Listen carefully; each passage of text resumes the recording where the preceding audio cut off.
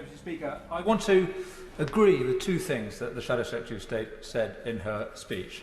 The first point she made is that no child should go hungry in this country. That is something that we all agree with in this House. The question is how we can ensure that outcome. And before I was a member of this House, I ran a charity working with children and families at risk.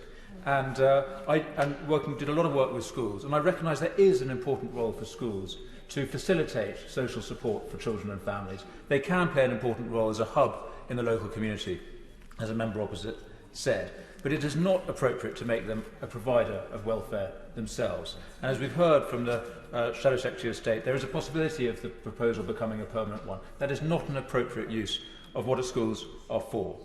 Now that schools are open again, it is not appropriate to make them welfare providers. That is a role for the welfare system. And I pay tribute to the DWP and to ministers who have overseen universal credit. We've seen a great success of that system, and without it we'd be in a very, very serious way.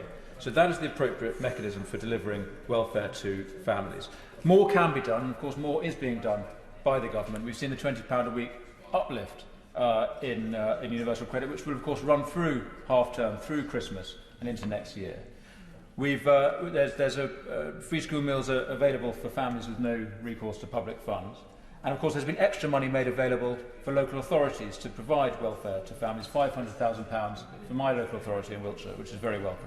Now, no doubt more can be done, and I want to echo the point made by my honourable friend, the member for Blackpool North, when he called for a comprehensive strategy to support families and children during the school holidays. That is an absolutely pressing need that we need to get right. So my second point of agreement with the Right Honourable Lady, the Shadow Secretary of State, was when she asked to put aside party politics in her speech. She then went on to make one of the most partisan speeches I've heard in my short time in this House, with references to test and trace consultants and even to the Prime Minister's personal finances, which was pretty unnecessary. So I want to talk quickly about the motivation of this debate and of members in this House. Now, I hope we can agree that rudeness of the sort that we saw earlier from the opposition front bench is completely unacceptable.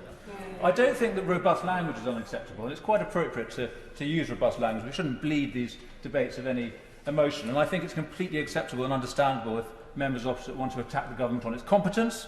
Don't agree, but fair enough. To attack us on our judgment.